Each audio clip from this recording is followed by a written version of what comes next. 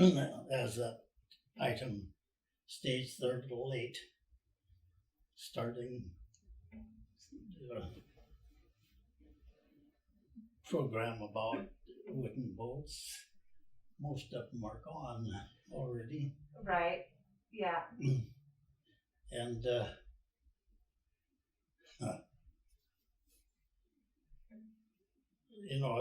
there is a technology involved that's thousands of years old, all of a sudden came to an abrupt stop. Right. And the shipwright practices aren't over yet, but they're rapidly disappearing. And probably in the changing times, it's for the best. The forests can't stand the continual cutting of everything, and it requires old growth forests to be successful in the shipbuilding industry. Right. And that's disappearing rapidly. And down below, they're burning it all up. So that's rather sad, but that's how it works. Right. Why is old growth better than newer growth? Well, it's more mature trees, and you can get the big dimensions of pretty good quality timber without all the knots and everything. And even the growth years ago, the growth used to be managed from the seed on through 100 years or more by the industry, but it isn't any longer. And it's even today, like these larger vessels that are around, trying to find the dimensional timbers for those I don't imagine it's too easy to find. Mm-hmm. If you were like some of these boats, when I first started in the yard, one of the first jobs I worked on was a boat called the Oceanic. And the Oceanic was a herring seiner model. If you know what that means, it's whatever. Yeah. And it's about 80 foot long. And they had come up from Seattle, and of course they hit town and they got to go to the bar, and they got pretty well sniped. And then they decided to go to Craig. Well, Craig is over that way east, and they took off and they hit right over there on the beach on the falling tide. And their stupidity, they tried to get off, and they managed to destroy the keel. It just tore it all up. And, the keel was 74 feet long, timber, and that's the problem, trying to get, material to get those big, long dimensions I guess they may be able to get them yet, but they're not too easy. And it used to be down in Puget Sound, there were several small specialty mills that provided the timbers and the planking for the yards here, even in Alaska. And they were not large enough to have a name that was well known or anything. But there were several of them that was, when you needed a big stick or a long stick or something, you could contact, and one or two of them had just what you need in their pond and could cut it, then we could get it here on the next ship, probably a week or so. But I don't imagine that's too easy anymore if you were to have that need. Yeah. And here in Alaska, it's sad that, we had that pulp mill, those pulp mills in there to strip the old growth here. Right. And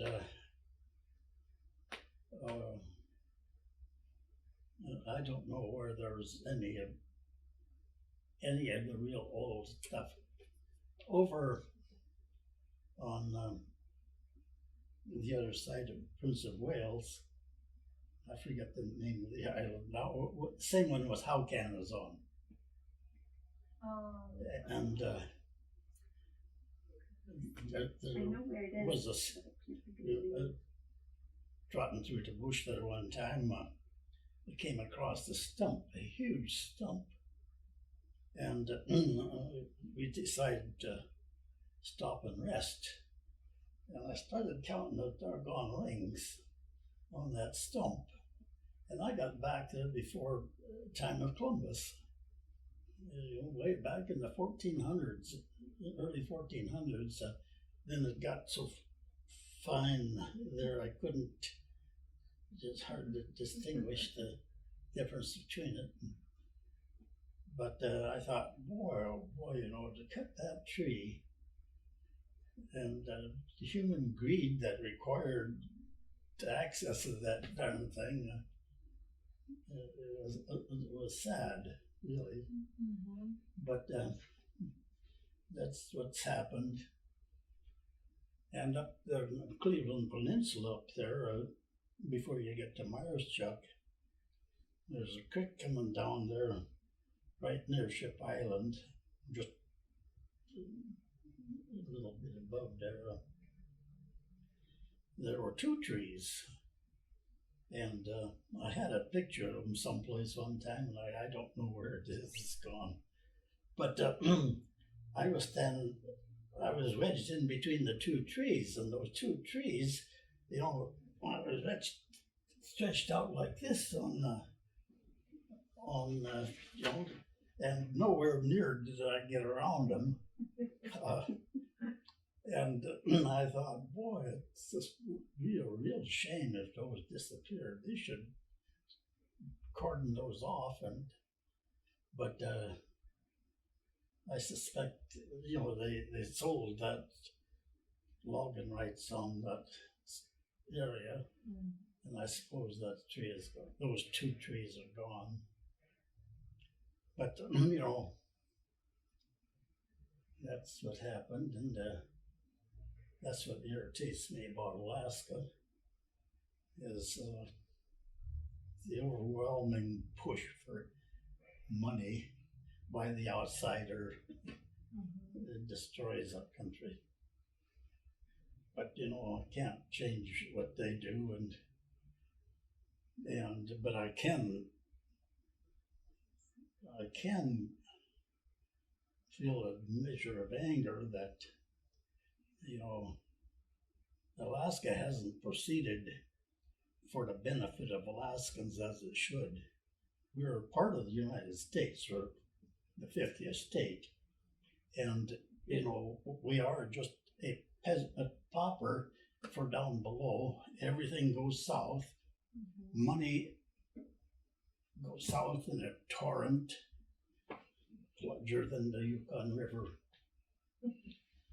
You go to Anchorage and all those big national banks are there. You go to Anchorage and Rail Belt and all those box stores are there. They bleed the economy of the small towns. They're dying. And that's supposed to be progress. Not progress for me. And my kids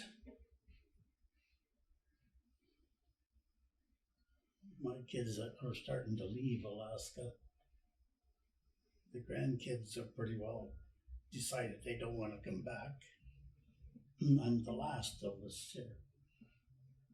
And well, Eric still, he works at the university, but he's got a condo in Seattle. And, you know, when I'm gone, and he quit, you know, they put him out of the school up there, well, I think they'll be gone. And so that's not progress in my notion. But I can change it. It'll be what it is. I think what you've said, Otto, is really why we're doing this project with Brooke, because she had approached the museum, you know, with this idea to document the wooden boats before they were all gone. And I don't understand what you're saying. oh, it's part of the reason why we were really excited about this project with Brooke, because she'd been in touch with us and wanted to document, you know, the wooden boats that were still around before they're all gone. And we're excited to kind of see what happens with it. And the stories that we're getting are really interesting. They tell a lot about Ketchikan's history and of course fishing and boat life too. Yeah. Well, yeah, I understand. I get off track on a lot of things. No, I think you're absolutely on the right track. We want to hear everything you have to say, Otto.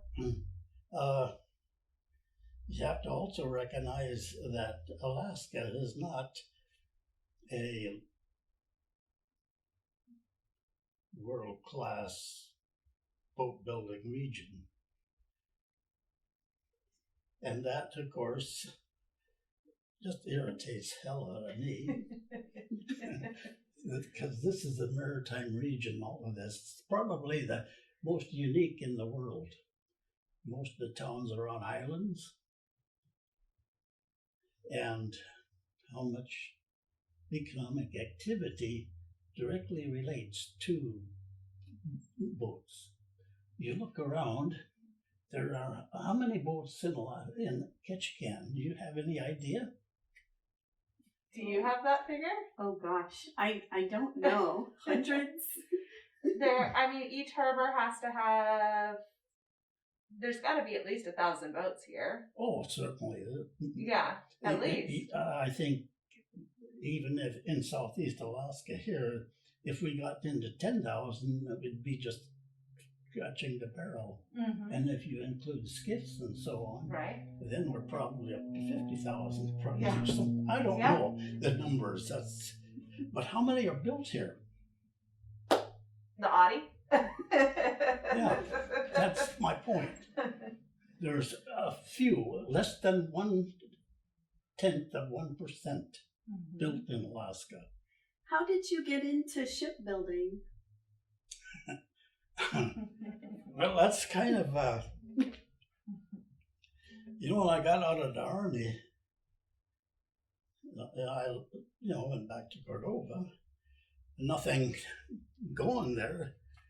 Trying to muddle through and manage to live in Cordova was a challenge in the wintertime. And my folks had left there. They had a store, and they sold it and then moved south. And I had heard that the way to get into the fisheries and whatever else, that's a fishing community, that's normal for young people, was to contact the headquarters in Seattle.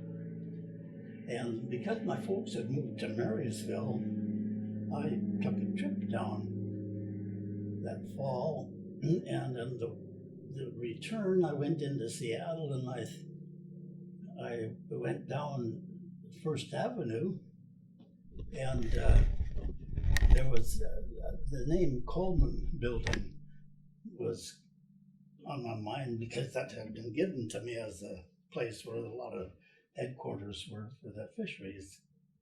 I went in there, and the first office I came to was Guy Halfordy, and they were located in Cordova.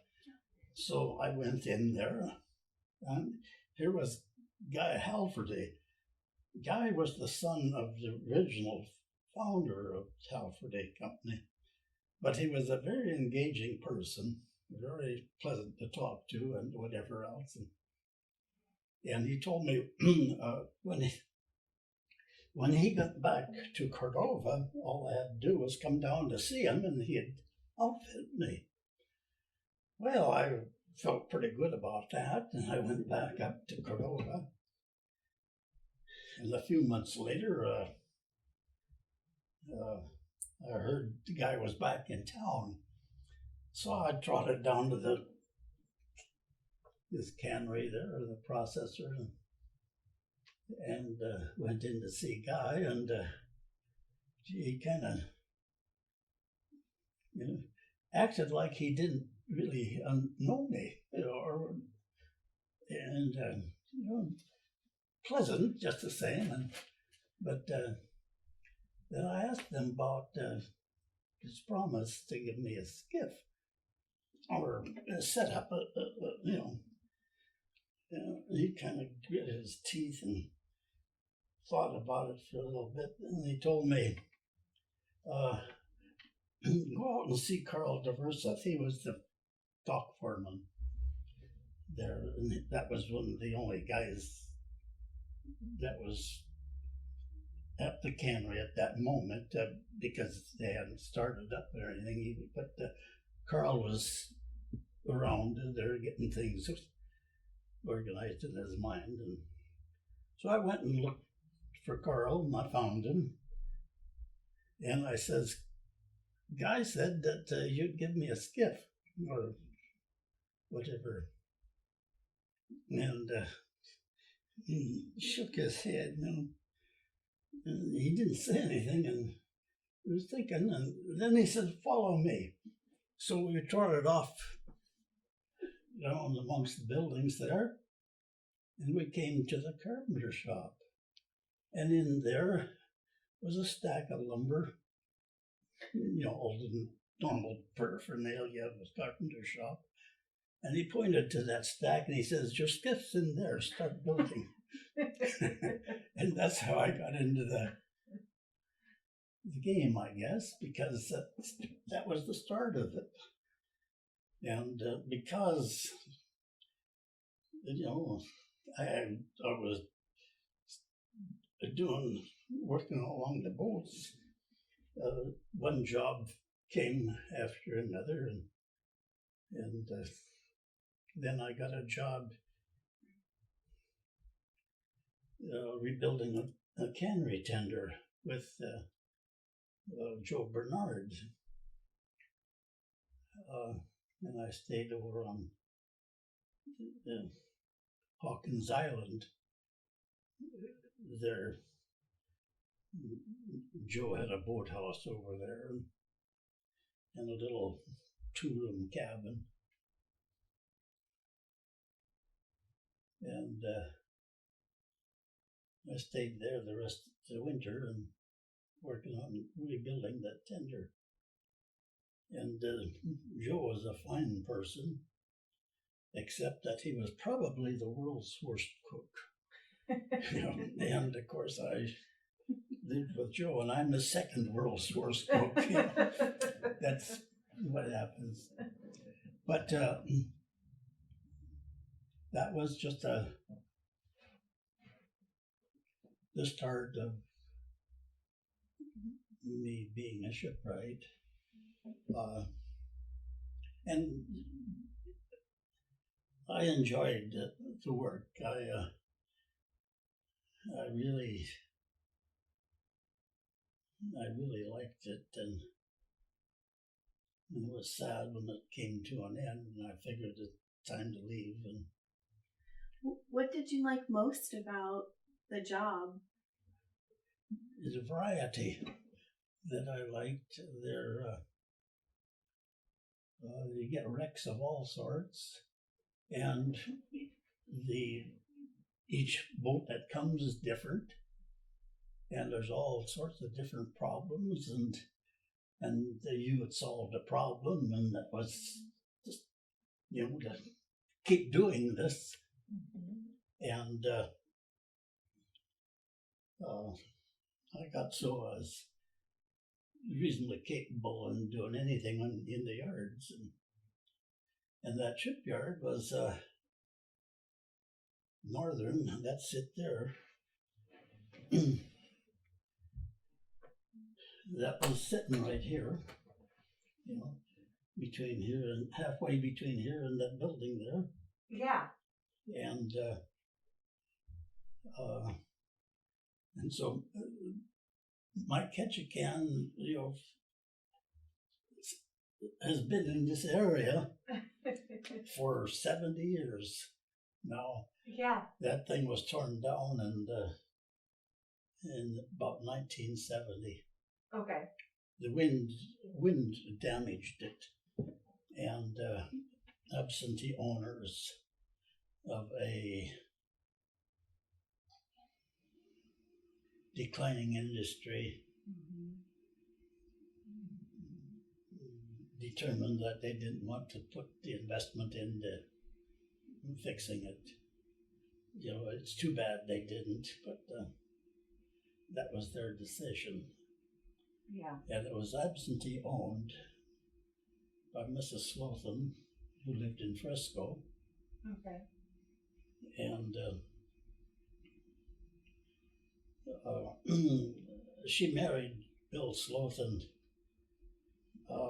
sometimes during the 40s. They weren't married too long until he died, and she became the owner, Mrs. Slothan. She was a Jewish lady, a nice enough lady. She would come up every year, make a tour through the business properties, go back to Frisco, and of course she had a certain amount of income that was sent to her all the time. But her interest was in just that, the money off of living off the properties. And see this property, and did you know where Southeast Electric is? Down at the foot of Schoen Bar? Yes. Yeah. And then this way it was another building or two. That was an office. The office there. Upstairs was apartments. Okay. Southeast Electric also had 2 or 3 apartments upstairs, and that was one of them belonged to Mrs. Slothan, and she stayed there when she would come through with her entourage. And when she came, there was always 3 or 4 or 5 people attached with her party. And one of them was her lawyer named Barnett.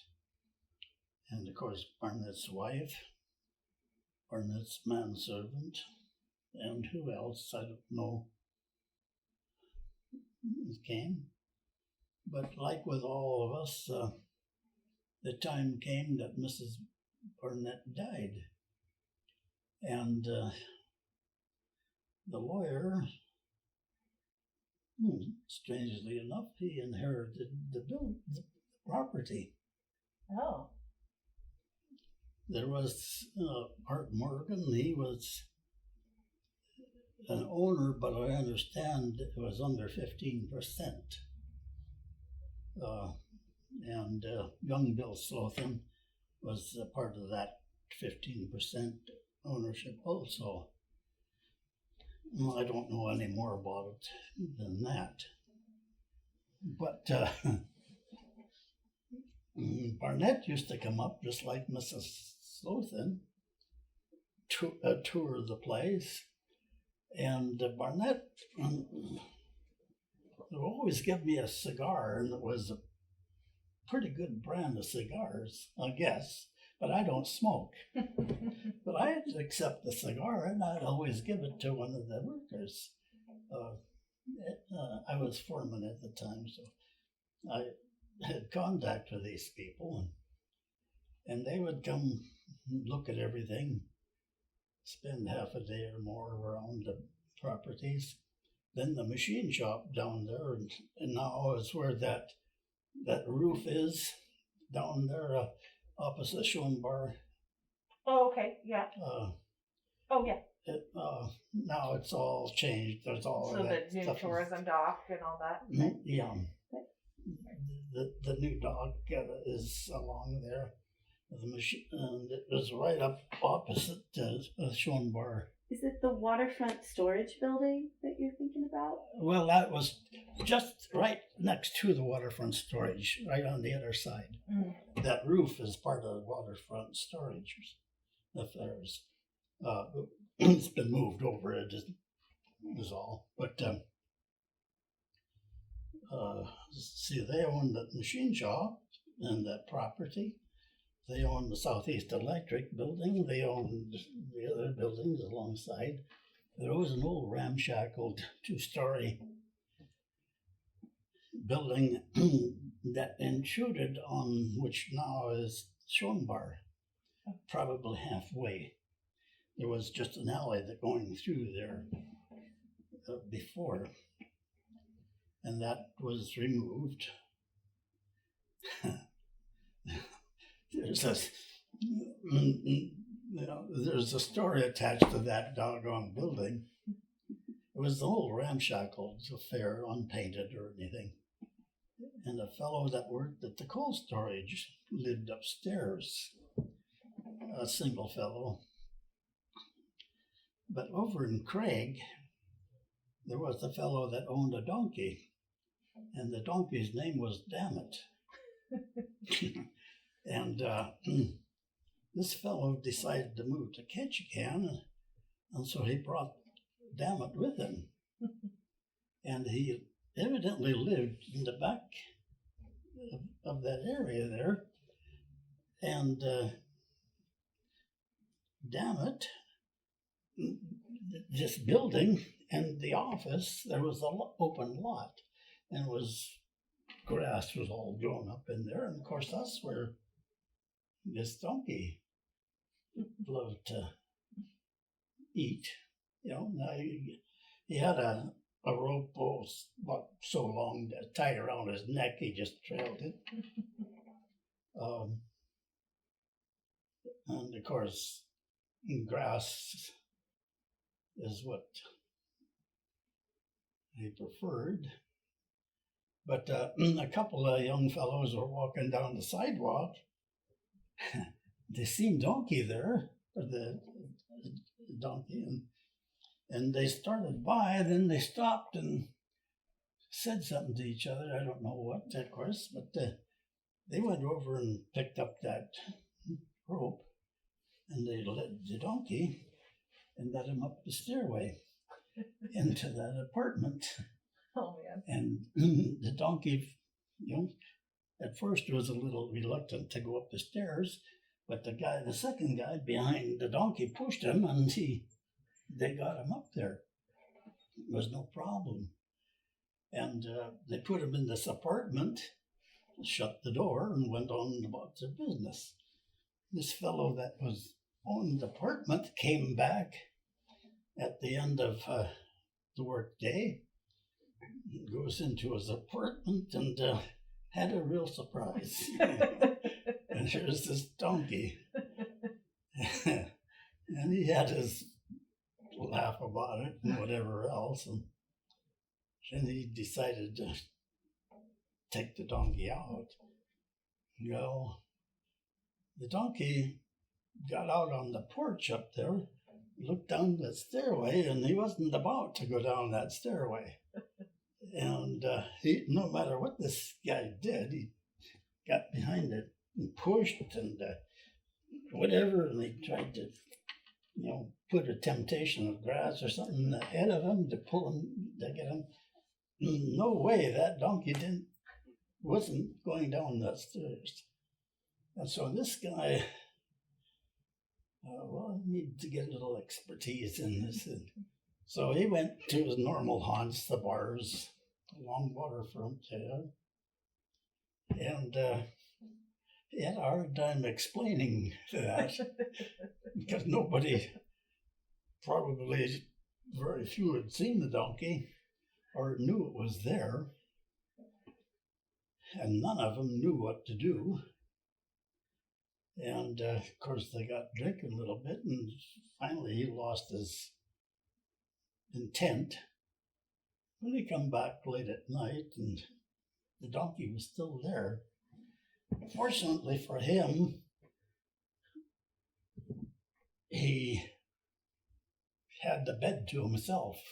He could sleep in his bed. The donkey didn't want the bed, so. But anyway, morning came and he still had his problem. And it was probably Saturday. He spent most of that day walking the bars, trying to find somebody that could help him. And, if he came by me and asked me what to do, I wouldn't have the foggiest notion. And that's probably 99% of people in Ketchikan.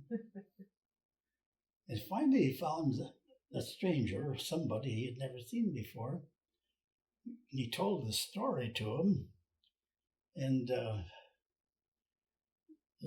everybody else had laughed at him, but this guy took him seriously and says, "Oh, sure, I'll help you." And so they went, and this guy knew what to do. He knew exactly. And he took the mattress off the guy's bed, laid it on the porch, put a towel around the donkey's head, and they got the donkey to lay on the pad, and they just pulled the pad down the stairs. And got down there, they took the towel off, the donkey got to its feet and went back into the yard to eat grass. It was that simple, but he didn't know the answer to that was the problem. But anyway, that building is gone now. That history of that particular area is gone. And when I go down there, very often I'll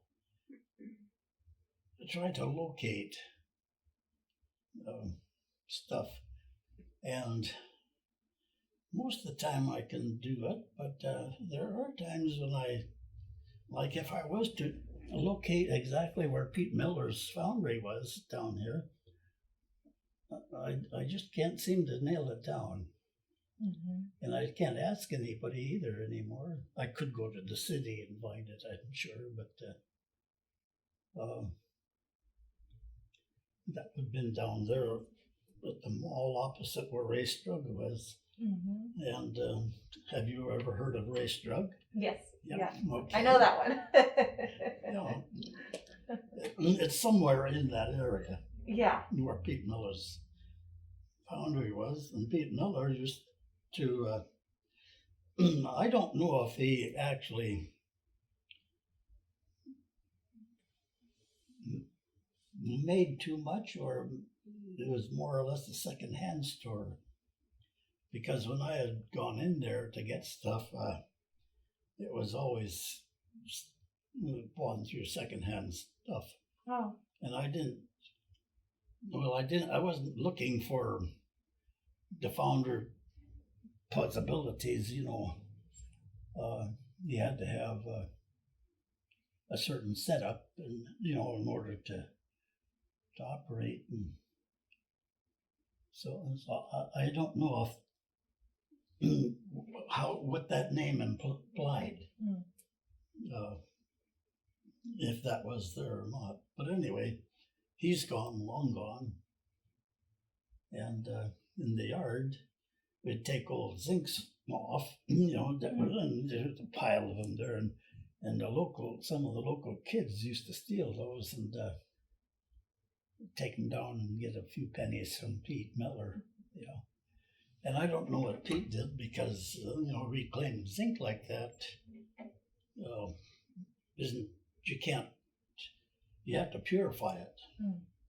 It has to be, when you melt that down, you got all that ash and all that contamination there, paint and whatever else, and it's not good. It don't work. You have to have it below a certain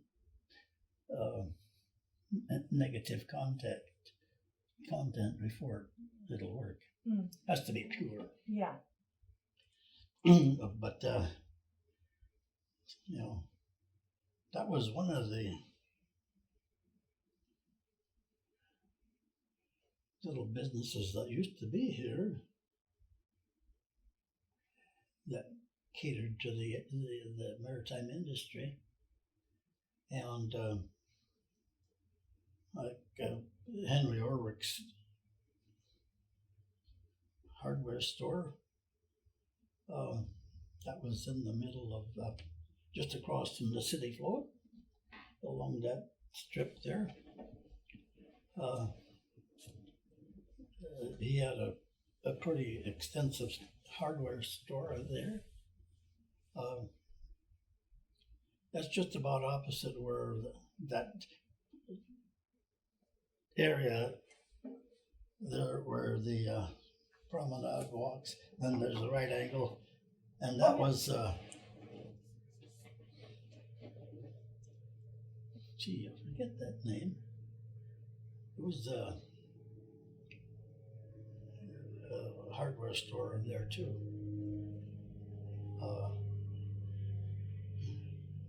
Kind of odd that I'd forget that name. But anyway, that you know, and then there used to be Harbor Hardware. In this community, there were 4 or 5 hardware stores. Now we only got one. Tongass has been successful. It belonged to Brindle Corporation, and I don't know who owns it anymore. They've sold, and some other owners there, but they catered to the maritime industry, and that was the one thing that was kind of unique about Ketchikan was that anything that was required in the maritime industry was available here. Now you can go over here and buy paint, but if you look on the paint shelves, there's only one shelf or so that's got any real paint on it. It's just gotten that low. But everything else is aluminum, fiberglass, or steel now.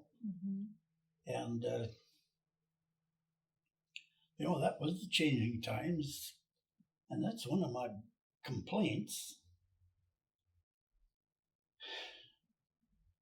that there's no attempt by the state or people within the state to encourage the industry to, you know, like fiberglass.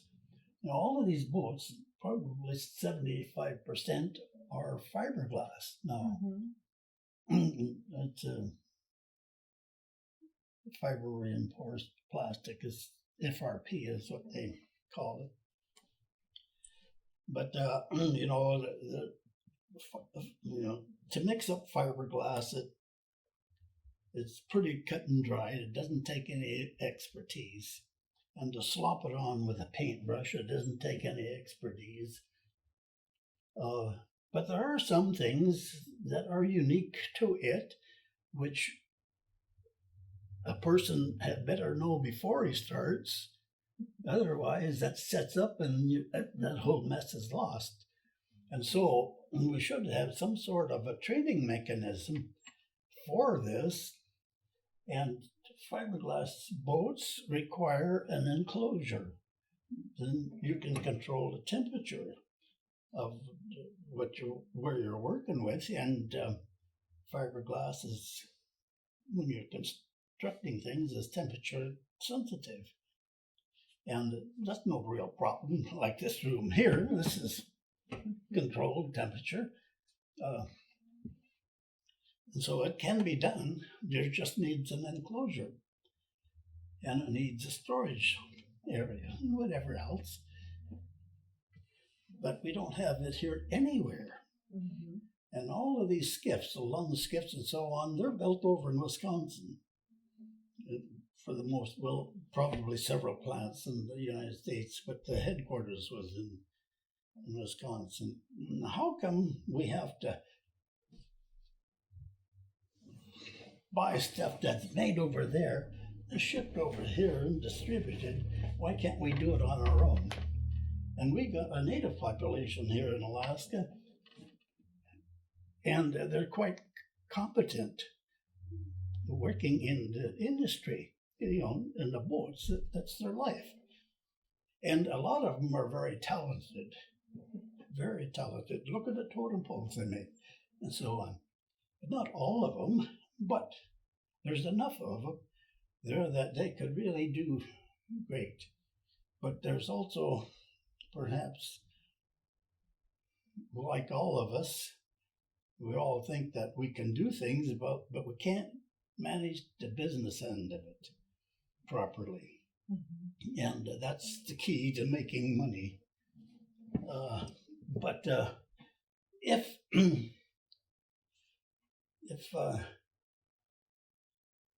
the industry was here, those people would develop leaders. Mm-hmm. And I don't mean necessarily they had to be all natives, because I'm a white kid and I'm capable in the game, and I could have made the success in anything that I started with if I'd learned the basics. Mm-hmm. And that's what's killing these, like Cordova. Cordova is going backwards. It's slowly getting, well, I don't want to get too negative on things, but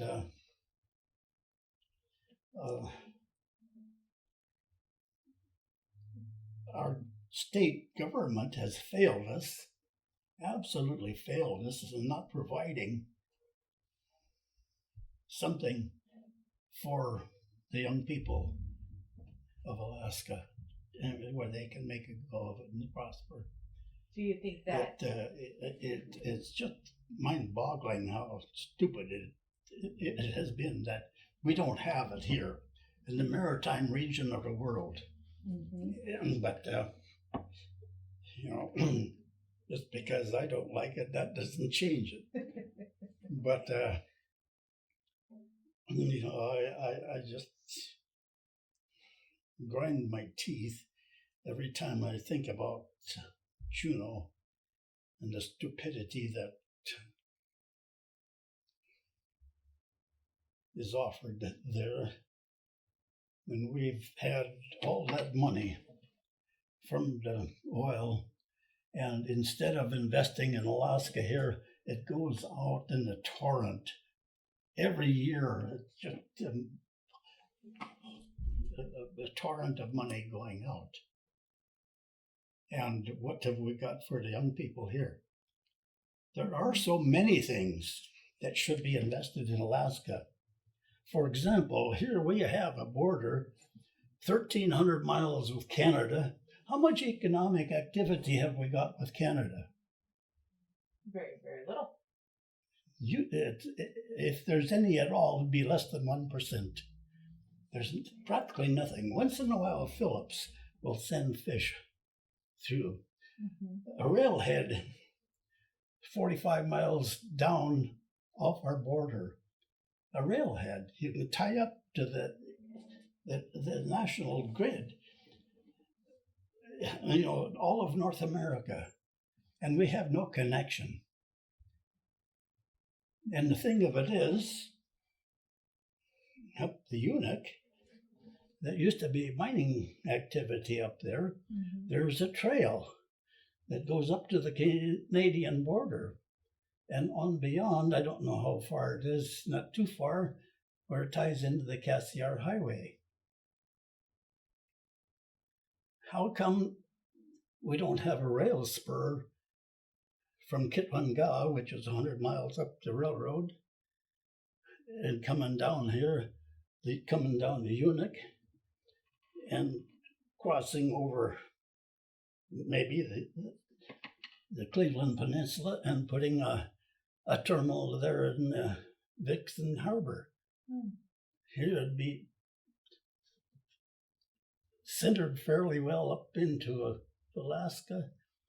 Deep water, ships could come in and go, and distribution from Alaska points for all of southeast and western Alaska.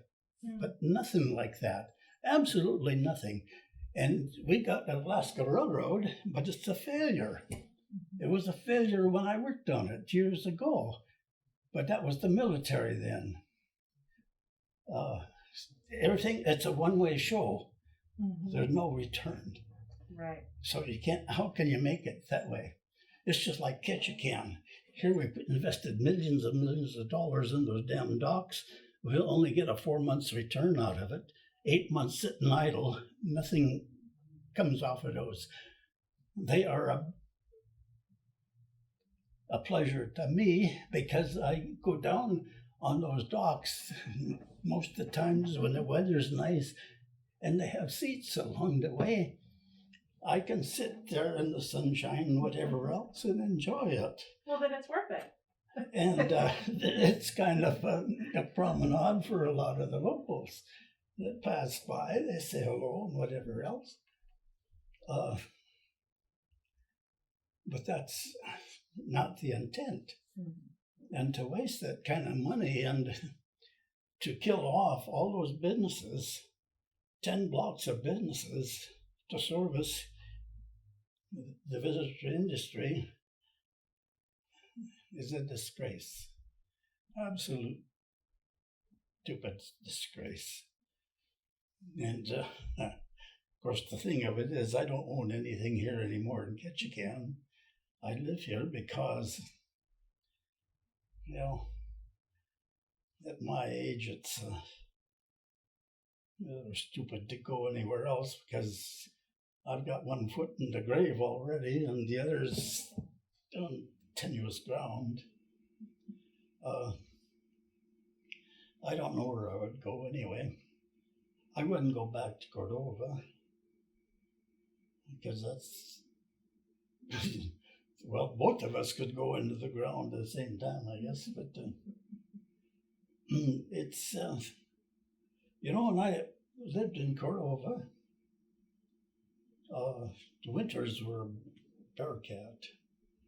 You know, nothing, no way to make any money. And I kind of got a routine. I would go around and visit my friends. And I'd shovel snow, cut wood, and do this and that. And very often they'd invite me in for dinner. And when I went out the road, a mile or so, there was a floating cannery that was sitting up on the grid there, and Clarence Piper was the watchman. And when I'd go out there, he'd be happy as that clam high tide because there was another fellow living nearby. He could run over and get him, and the three of us could play pinochle. And we'd play all day, and then Clarence would cook supper. And I could always depend on having a meal at Clarence's. Yeah. And Clarence is gone now.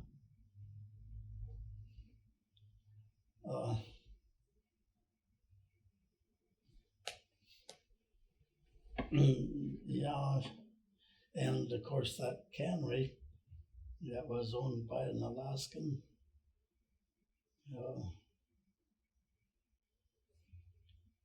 He was murdered by one of the employees, and Bill went bankrupt, and his employee got mad at him, and he shot him for it. It was the trade-off wasn't very good. Bill was a fine man, and well, anyway, that's a long time ago. Here in Ketchikan, what have we got here? We got those cruise ship docks. That's great. Where is the place for an old person to live? There are no. That's with reasonable rent. Mm-hmm. And by reasonable, I'm saying it has to take Social Security into consideration. You can't get much above that, without running into trouble. Mm-hmm. When I used to go down, I'd go down every winter for a couple, 3-4 weeks down to Bellingham, and there was a retirement home there, a 3-story, and there must have been over 100 apartments in there, small studio apartments. They have a stove, refrigerator, a table, in the corner that was the kitchen, then room for the bed, and a couple of chairs, and there's a little different sound on some of them, how they were arranged, but not a great deal. The space was comparable. They had put a new addition on, and a little bit, and that section had a little bit better, larger apartments, not much, but somewhat little larger. There'd be a separate room for the bed is what it was, and the bathroom. But the thing of it is, the cost of those were around $1,500 a month, and that included supper. And later times, there was breakfast three times a month, 3 times a week. And they had lunch. You could get lunch, was always leftovers, but they charged a little extra for that. But the thing of it is, what you make those things successful is they could rent those out 100%, and no deadbeats in the rent. They get Social Security, they could tie that off, and they would have little activities, recital of whatever, a musician of some sort, a pianist, or the cellos, or whatever else. And they had a room on each floor for that. They had a washing machine and dryer room.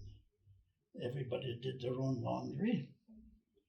And they had housekeeping was once a week. Housekeepers would vacuum the floor and do whatever Mickey Mouse things were. And there was no trouble with the police.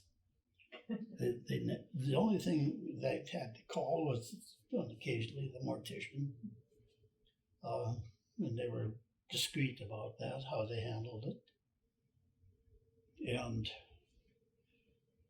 the one thing there is everybody was on their good behavior. The rules of the place was no talking, no religion, no politics, and no bad-mouthing your neighbor. and it worked. Yeah. And there are several of those around that region. Why can't they do that in Alaska? Yeah. The same thing. And it didn't require a great deal, just a high-rise, a building of whatever. Yeah. And everybody's on the good behavior, because if you didn't,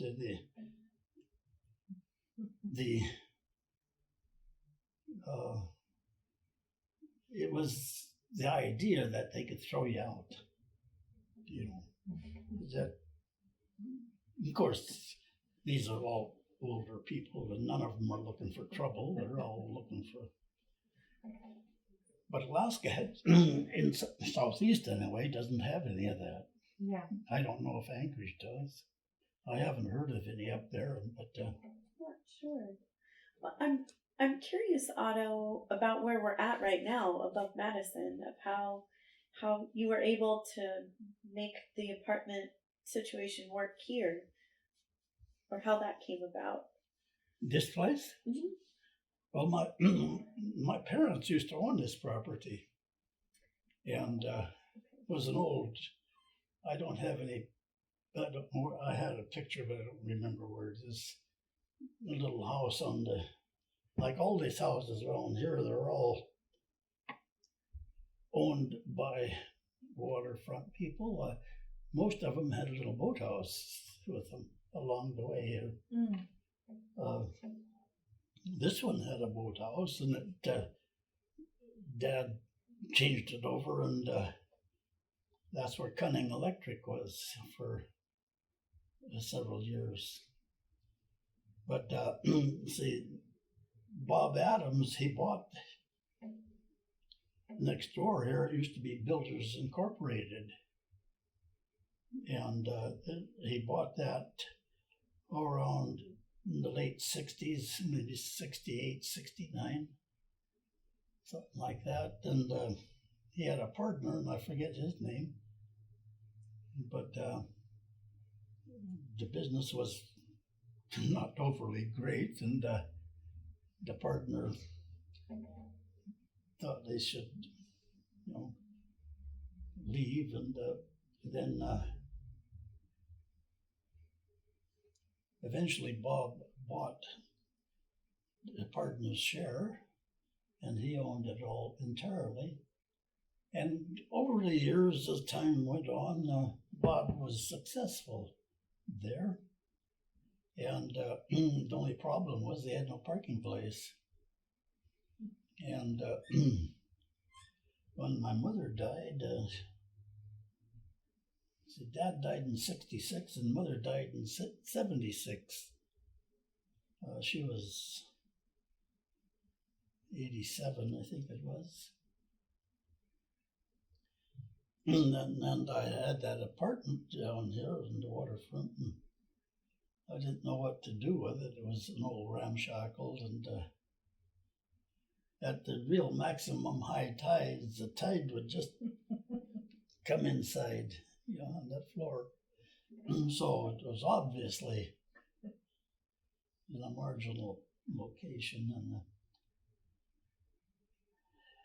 and I got to thinking about it and wondering, and I thought, well, if I tear that place down, I was fishing at the time, I get that torn down and fill put in there, and I don't know if I asked Bob about that or not, but when I put the fill in, then it was a natural for parking spot, and that fill came to just about the front of the building out here at that time. And that was reasonably successful, and I figured, well, I own the property out to here. Yeah.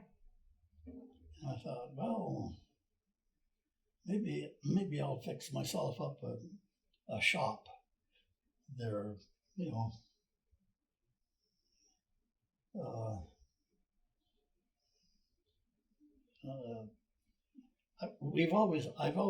my dad had a shop, and the merit of a shop is such that it allows me to engage in myself in a constructive manner in my spare time and so on, and for the benefit of whatever. And so I thought, well, I'll build a shop here. And that's what I started. And it was intended to be just one level. But things push come to shove, and I thought, well, Bob suggested he would rent the place if I had whatever. But I needed a place for a shop, and so I come up with a second floor and an apartment here too, and so that's what I did. I made this 2-story, and Bob rented the bottom half and the parking lot, and it was a successful relationship for several years. Then my wife got, she had multiple sclerosis, and that is a devastating disease. And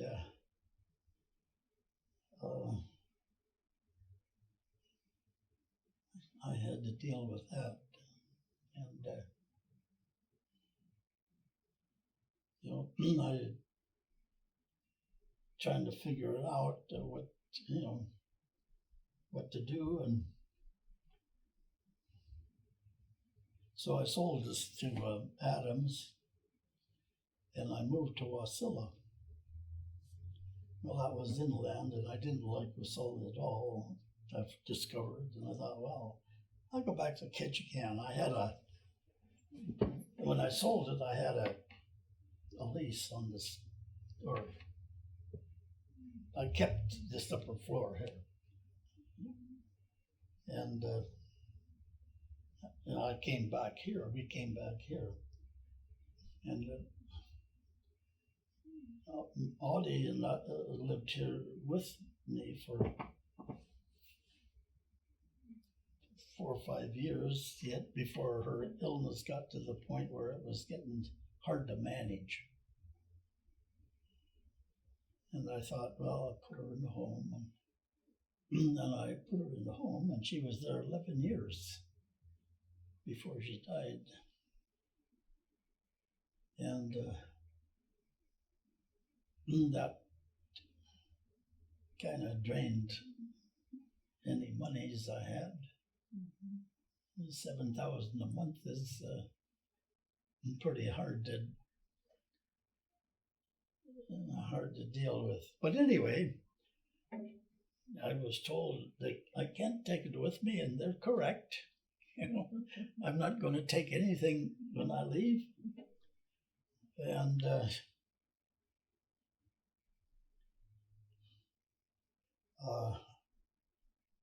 none of my family lives here. I have a little property. Well, I gave all my property to my kids. I don't own anything outside of that car down there. And but I go up to the Cove most summers and stay there. Although this summer, because of medical problems and whatever else, I've not spent too much time up there. But I'm 96 now, and I don't anticipate I'll be able to do anything anyway if I did go up there. So I stay here, and as I mentioned when you first showed up here, I'm the world's second worst cook. And so I have a problem in that sense. But I've discovered those instant meals over there in the freezer compartment, and they help quite a bit. But the thing that I'm most grateful for is that I have kept my personal habits within control, and as an Alaskan and living in Cordova, drinking and boozing in general was the name of the game, and I escaped it. I don't know why. So many of my old friends have died from drowning or alcoholism or one thing or another, you know. I'm the only one left now of that bunch. I don't know anybody in Cordova anymore.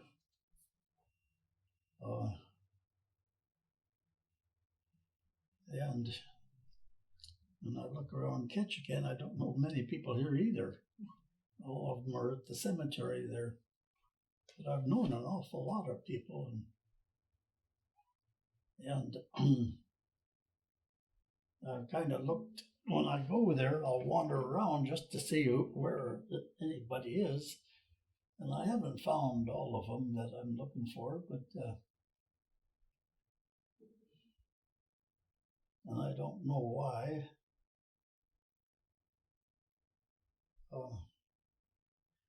I haven't found Gil McLeod's location if he's there.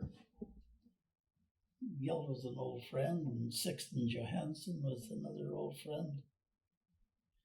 And Sexton came up on the Star of Bengal, was it, or the Star of India, to Loring years ago. And he married one of the Stat girls there. So he stayed. He was a Swede, I think. Was he the photographer? No. No? Okay. I think there were two people named Sexton, and I'm trying to think of which one you're talking about. There was a photographer here. Of course, he had a studio down there on Front Street. I forget his name at the moment. Then a kind of a freelance photographer was the Paul Sari. And Paul was a Finlander. And he used to take pictures. And there's a picture in the museum of me, along with 3 other. Is it this photo? I was hoping it might have been yes. that photo. Yeah, there I am. That's me. Up right there. Okay, so you're on the far right.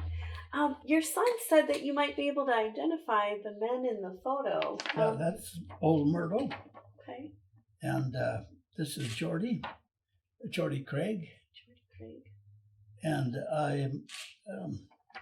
I'm not totally certain about who that one is. That's it could be Clarence Pollock. It could be Tracy Holly. Let me write that down before I forget. Here's the pencil. So it was this man that you thought was Craig. George Craig. Who do you want to put that? Oh, sure. Thank you.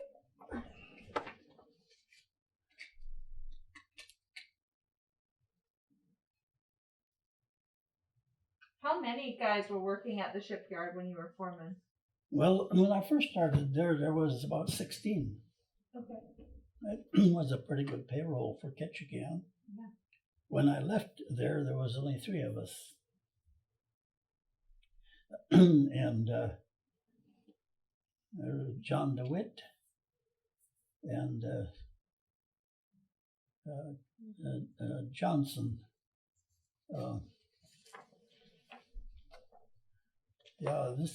This is old Myrtle McDonald. Did you get him? I did, yeah. He was the only one that we had named in our records. What was his job there? Old Myrtle? Mm-hmm. He was a shipwright. Okay. And the reason he told me how he got in Ketchikan, and it was the early days. See, Murdo and Geordie, I think Geordie was about that. They used to service the river boats, either at Cartcross, Whitehorse, and the Yukon in the spring. They'd go up and get them ready and launch them for service on the Yukon. Oh, And then there'd be a lull. The boats are all working, and so Murdo was wandering down the coast. He thought he would stop in at Ketchikan and or the towns, Juneau, and whatever else, to see what the economic activities were in the marine field.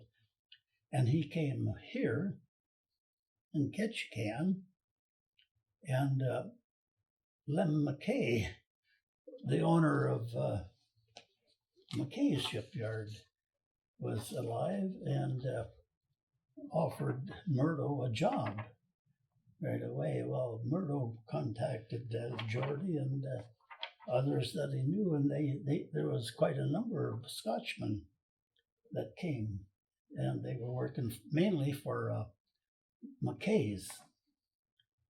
And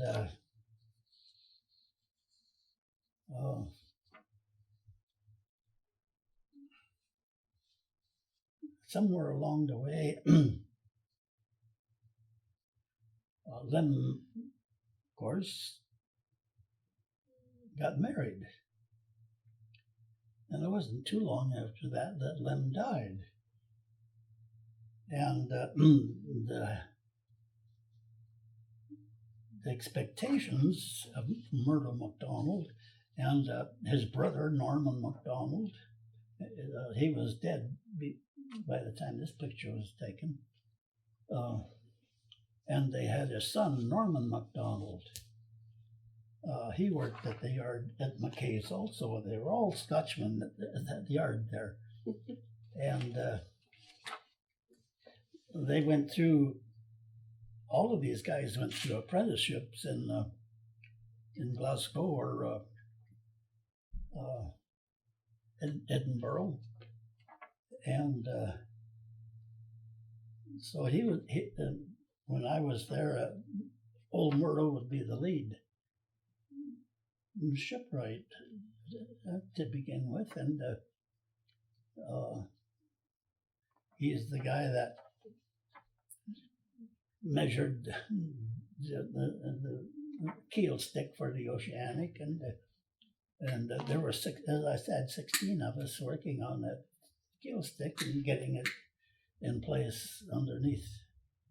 And to get when you're putting a keel stick in, you got to lift the boat, or not lift it, but to position it and stabilize it so it doesn't go down.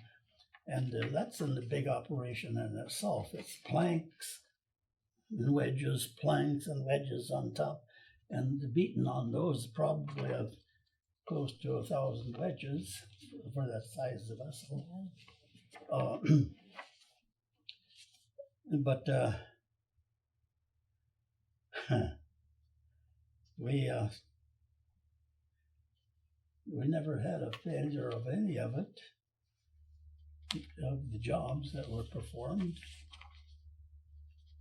And my training or boat work was mainly smaller stuff.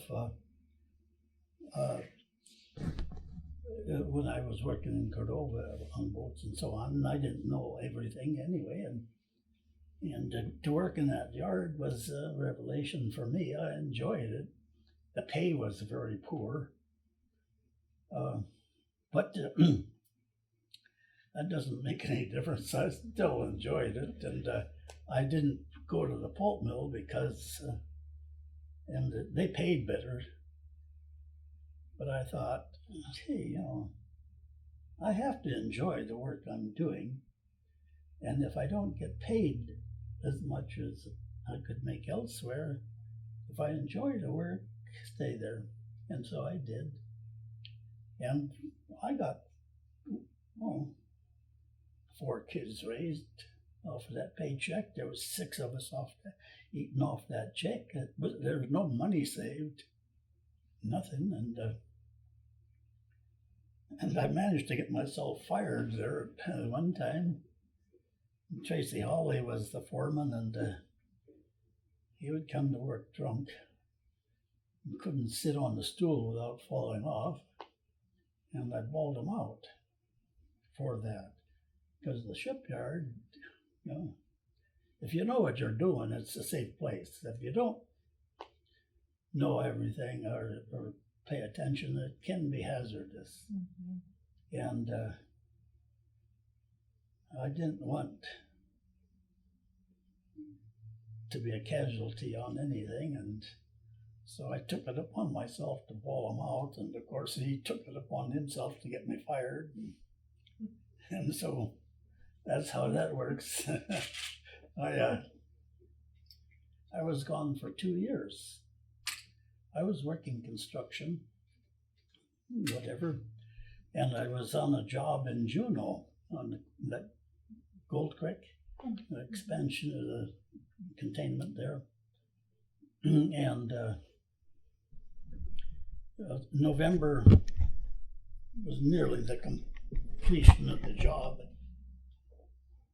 And so I quit just before Thanksgiving. And was it before Thanksgiving or after? I don't.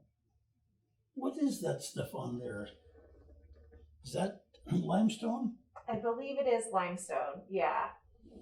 But I'm not 100%. I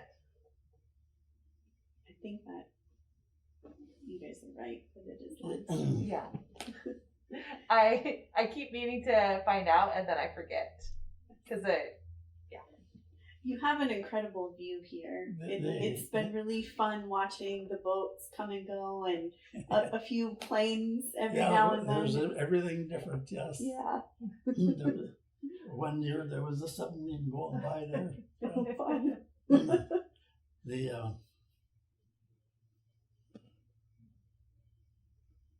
you were talking about getting fired and then coming back on around Thanksgiving. The submarine that I mentioned, it brings back memories of old Joe Bernard. And Joe Bernard was an old friend, family friend, and he spent a good portion of his life in the Arctic. And if you ever read the book by Stefansson, Hell on Ice, there was a book in the library. It's probably long out of print, but he's mentioned in there. Stefansson comes across Joe locked in the ice up in the Beaufort, and Joe was a trader. He would trade furs with the natives, and he would go over into East Cape, at Siberia, and get the furs from the natives there. But the Russian Revolution changed all of that in 1919, and it got to be too hazardous for Joe to venture over into the East Cape there anymore, because they would arrest him. And so Joe left the Arctic around 1920, and he was coming south in his boat, and when he got as far as Cordova, a pretty good storm was facing him, so he thought, well, he'd duck into Cordova and see what was there. He stopped in, and he stayed.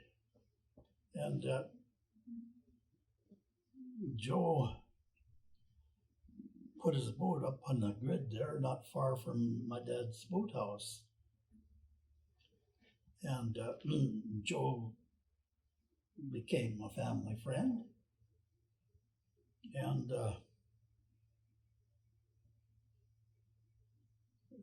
my dad and my parents and Joe were friends until Joe died. He was living in the Sitka Pioneer home at that time. And his nephew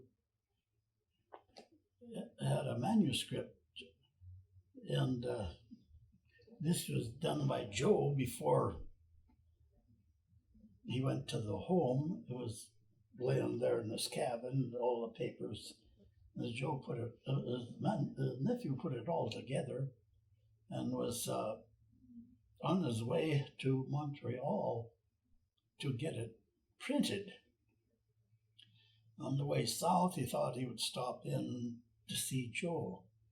Well, that plane crashed up there into the mountain. Wow. You know, back, it was 1975, I think, or something like that. And of course, Joe's nephew was killed, and well, all of them were killed in that plane crash. And the manuscript was lost, and Joe died in the home. And I had thought that maybe there was something left, because Joe was a strong Catholic, and my parents, Scandinavians, were strong Protestants, the opposite. And that these two different beliefs could exist and be good friends has amazed me, and it amazed a lot of the Catholics too, because when I would talk with some of them, and if I had asked him, "Do you know where Joe was Sunday night?" And none of them had any idea. And Joe was down at our house eating supper and having a pinochle game. But the point there is that submarine, that's the nuclear submarine that came by. That first submarine that went through the Arctic, Joe got a letter from the Navy Department thanking him for the logbooks that he had kept when he was in the Arctic, and sent all of the logbooks to the Navy Department in Washington.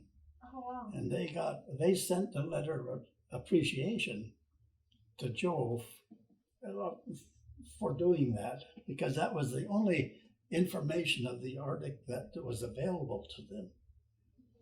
And so that's the thoughts of that when these submarines go by. I remember that. But Joe is long gone. My parents are long gone. What country, what's your parents' background? Where were they from? Well, my mother is a Finlander. Okay. My father was a Dane. And they met in Dawson, and were married there in 1915. Mother worked in a diner or greasy spoon or whatever you want to call it. And Dad was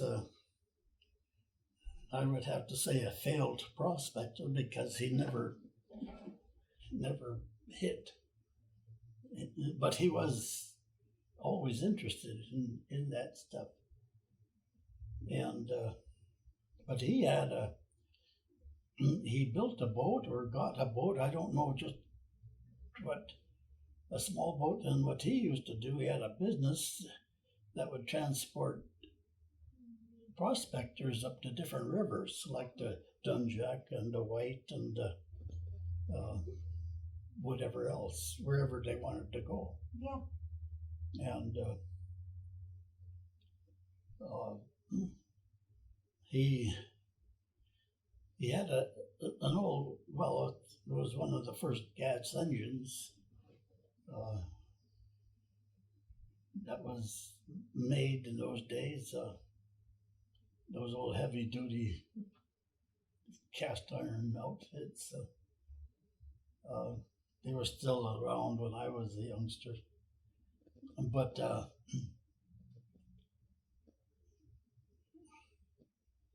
he used to evidently liked the White River best. And the White River comes off, it's a branch off the Yukon that comes up, parallels the Alaska border up so far, then it makes an abrupt turn and enters Alaska. And then there is the Scollay Pass that comes next, and then you get into the Nabesna and Copper, Chittagong and the McCarthy region and whatever else. The placer mining and whatever else, but that's where the Ketchikan lode was discovered up on the mountain there, and it was one of the richest lodes in the world at that time. There was $360 million was made on that at the bottom of the depression. So it had to be, that would be about 360 billion today. And the Alaska Steam was a part of their operation until they sold it to a group of investors. And the Alaska Steam was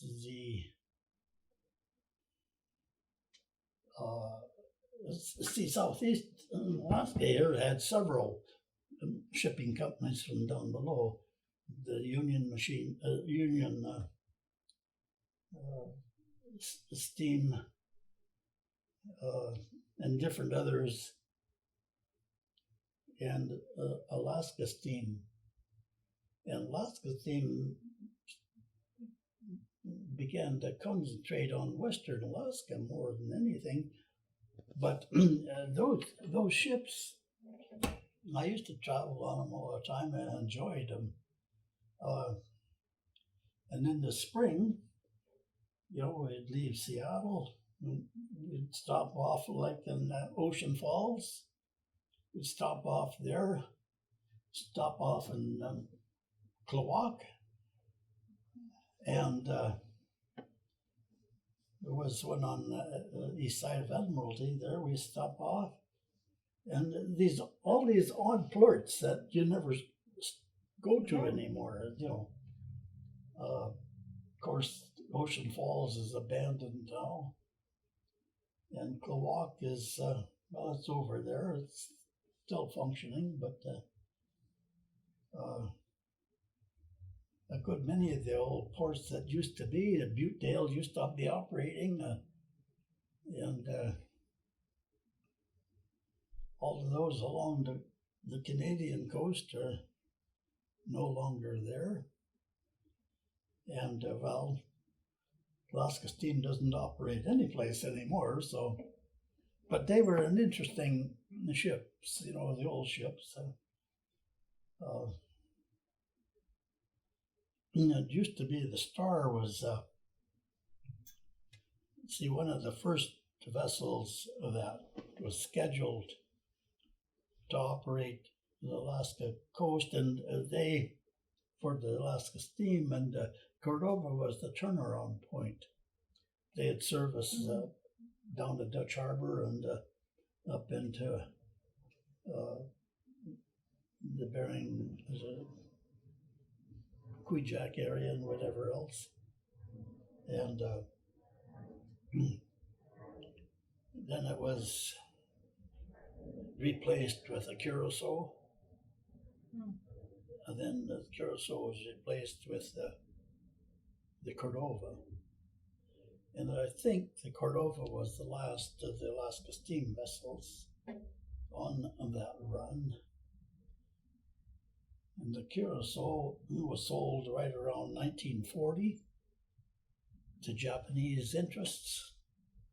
and they loaded it with scrap iron out of Puget Sound, and they were headed for Japan. And the day out, there was an explosion of some sort, and the Curacao sank. And Japanese claimed sabotage by American interests.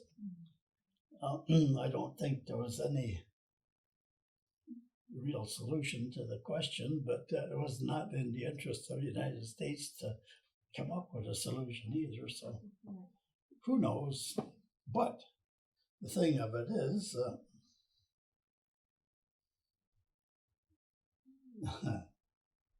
the maritime history of the Alaska coast is quite comprehensive. Yes.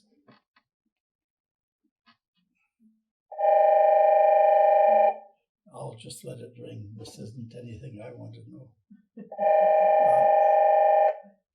Maybe I'll answer it. Hello? Yeah. Otto, can I ask you about the Oddie and building that boat? What that was like for you here, and using the boat too? Well, when I left the shipyard, I went to work on the ferries, and they paid good and whatever else, but I didn't. It was too boring. I just couldn't tack it, and I stayed there 2 years and I quit. I quit with no job or no nothing, and I figured, well, if I go through life and I don't and have to work at something I don't like, then that's my fault. If I don't like the job, quit. And so I did. And of course, here I'm left trying to figure out what to do. And I always had it in mind after I left Northern that I would build a boat. And I had started to compile the pieces, the keel sticks and whatever else. And I had that material. I think I had a lot of it stored down here. And then that's when I started to build a boat, and it took me 3 years to build it. And I built it up on Baranof. The next property past the church up there. I owned that, and it took me 3 years to build it. And then I took it down here. I had talked to, well, I had it up, when I was up in Baranof, I couldn't figure out how, I got to get it down to the water. And quite a journey down the hill. so I went and I talked to a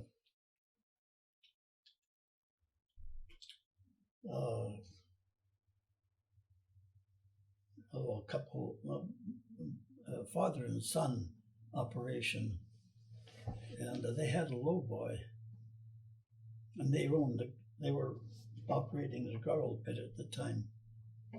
And I went to them and I asked them to, what I wanted. And I thought, well, it was going to cost me quite a bit when I do this, but we trucked the damn thing down to over there to the ramp, and got it in the water. And when the bill came for trucking, it was only $50. And I thought, holy cow, boy, what a gift. That fellow, the younger one, the old fellow died, and had bought into Waterfall, over there on the other side of Prince of Wales. And heavy snow that year, and he was up shoveling the roof, and he fell off the roof and broke his back. And that put him in a wheelchair, and then he moved south. It was too bad, but that's how life is. It took me, as I said, 3 years to build a hull up there. Then I took it down, and I put the house on it down here. I had a grid down here. And I put the house on it there, and then it was the year before limited entry. I fished that year. I think it was 74. And 75 come and limited entry come, and I didn't fit. I had to fish a given within a 5-year time frame. And I had to fish, and I just missed that, whatever, and it irritated me. Here I'm an Alaska boy trying to make a go of it, and I can't engage. I had the boat and everything. And I talked to the commissioner. I knew the guy. The commissioner was the guy that got his high school diploma the same time I did. But he couldn't do anything. And I found an old friend, an old fellow down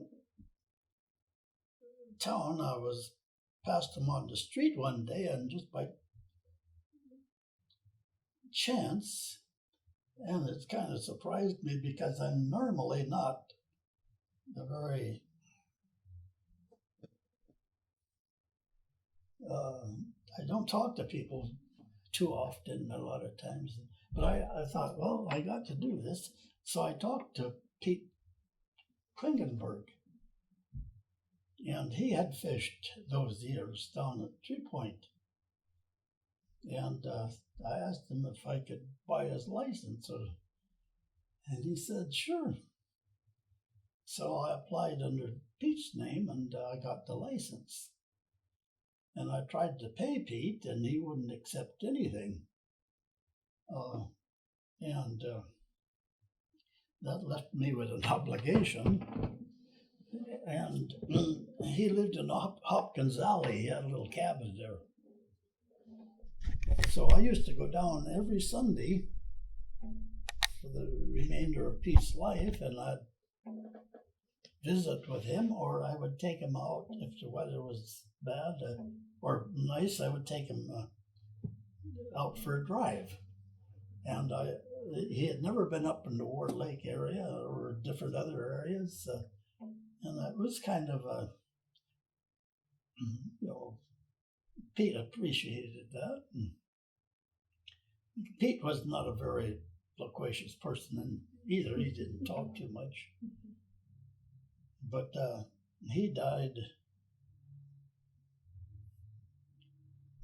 in maybe 76 or something like that. It was just a couple of years after I got the license. And so when I go to the cemetery, very often I go over and visit Pete.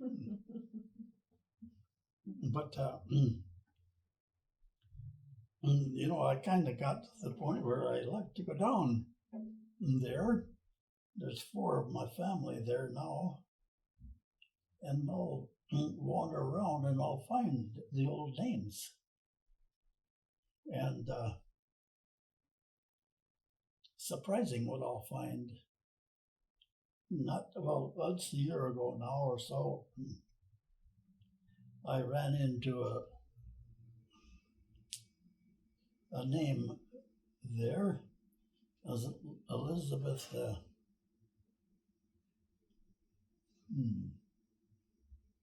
The name slips me at the moment. It's immaterial.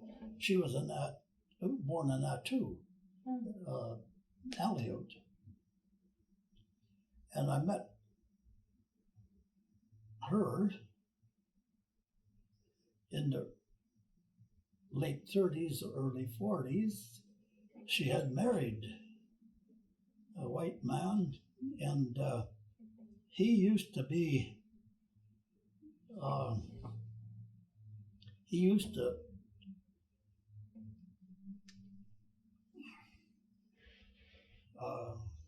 be the operator of these remote sites, you know, and when they were building the air outs, you know, there was no air traffic across the Gulf, but they put Cordova in. It was Cordova from Anchorage or that area, Cordova, then Yakutat,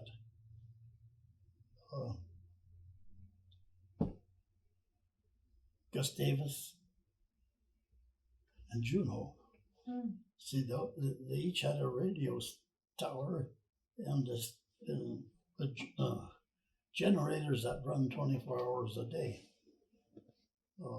in those. And Elizabeth and her husband had the one on Kodiak, on right just off of this. This is Kodiak. I mean, not Kodiak, but Hinchinbrook. And the radio tower is about out here, right on the edge of it there. But you know, to run into the name, because I'd run into those people when they were either going on vacation or moving posts or whatever else, several times on the ships, the Alaska steamships. And it just brings back memories.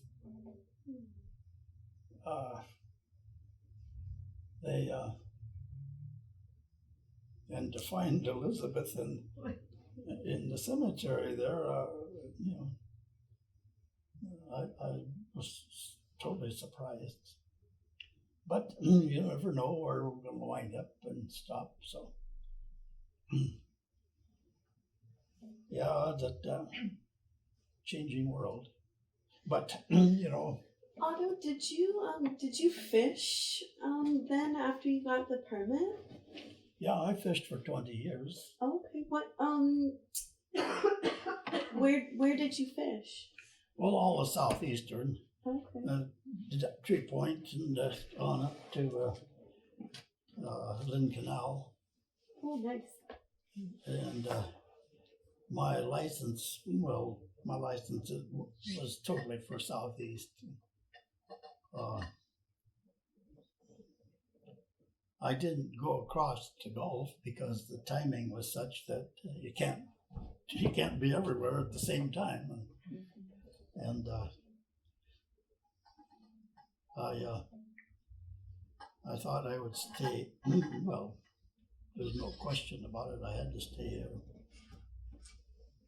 My family was here and everything else. And my mother, I think she died in 76, I think. It was. And I couldn't move when she was, as long as she lived here. Then that was my goal for so many years, was to get the hell out of Ketchikan. I never made it. But did the kids go fishing with you? Yeah, my youngest son fished with me, and Eric did. See, Eric was an alcoholic. And we got him interested in.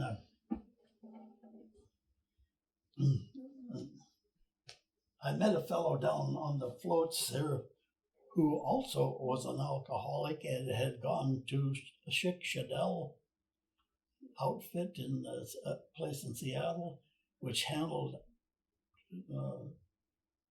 that kind of stuff. Yeah. And there was several pieces of literature, and I sent that to Eric. And he evidently looked at it and was interested, but an alcoholic can't make a decision. But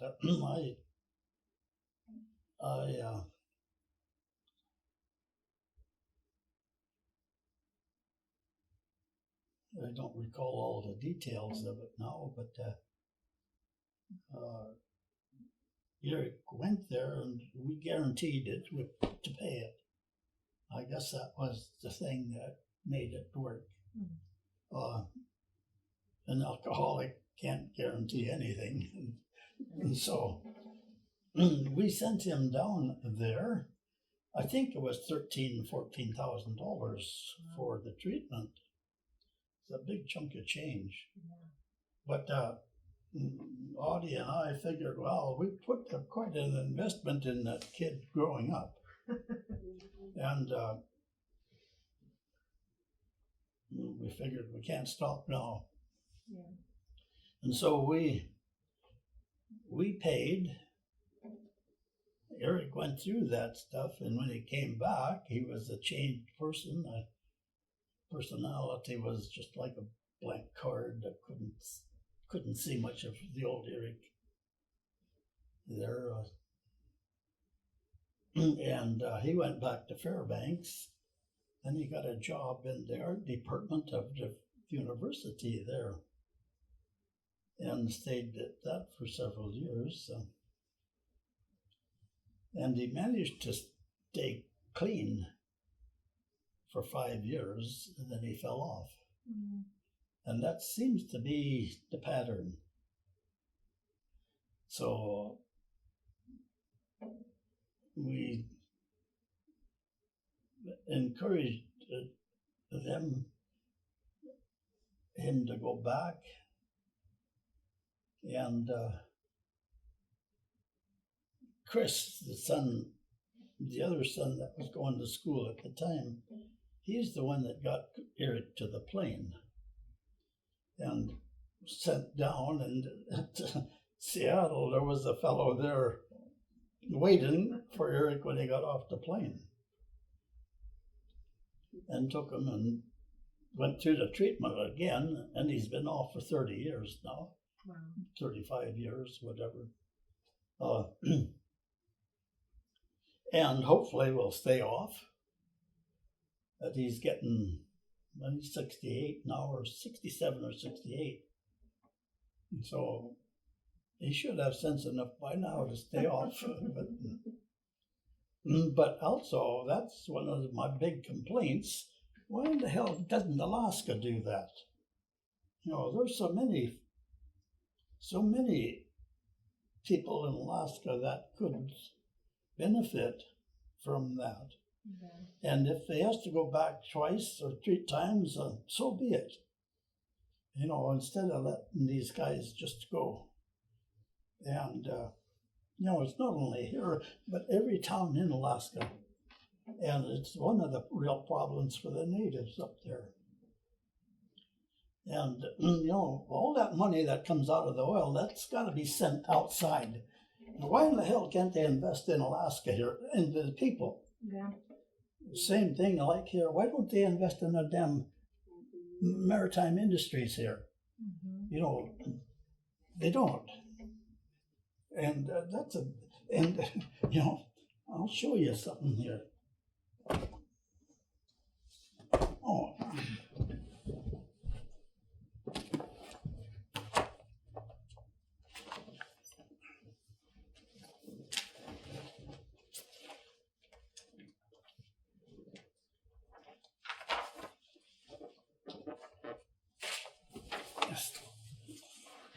You see here, this is Rosebud, yeah. Unit River. Right. See, there's the trail. Yeah. That then goes up through the border, and here's this. We're just so close. This is right here, and then it doesn't get into anything in Canada much. Yeah. But the thing of it is, see here, there's the Cassiar Highway, And this is where this comes up. See right there? Oh, yeah. It's only a short distance there. Yeah. You know, it's less than 100 miles. I don't know what the mileage is. It's around 60 miles, maybe. And it's all on a, like this thing, like this one here. Where is it?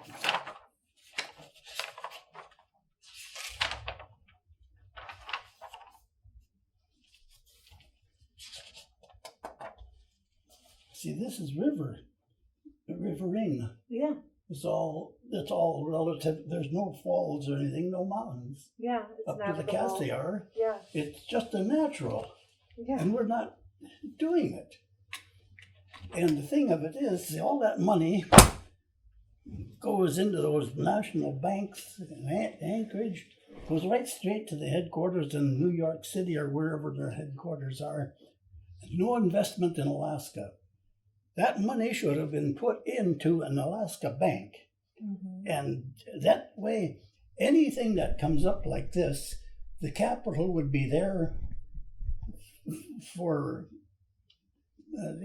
completing it, accomplishing it. But nothing. Everything goes out. And across there, this fall, all those boats over there, they're all outsiders. Yeah. And the common property laws of the ocean allows Americans to fish in the local waters, but none of that money circulates in Alaska, here in Ketchikan or any of the coastal villages. Mm-hmm. And those coastal villages are having one hell of a time trying to make a go of it. Yeah. And when you go to Cordova, you recognize, well, hell, you know, the thing that's keeping Cordova going is the government spending.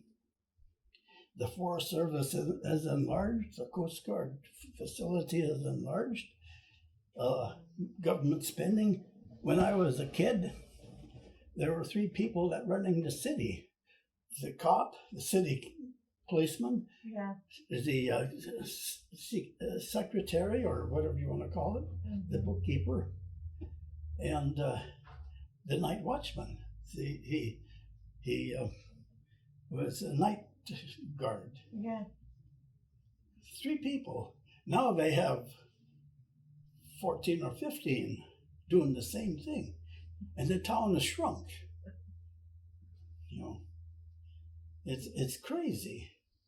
Well, the town is dying, really, and you know it's becoming just a native town. Mm-hmm. But you know,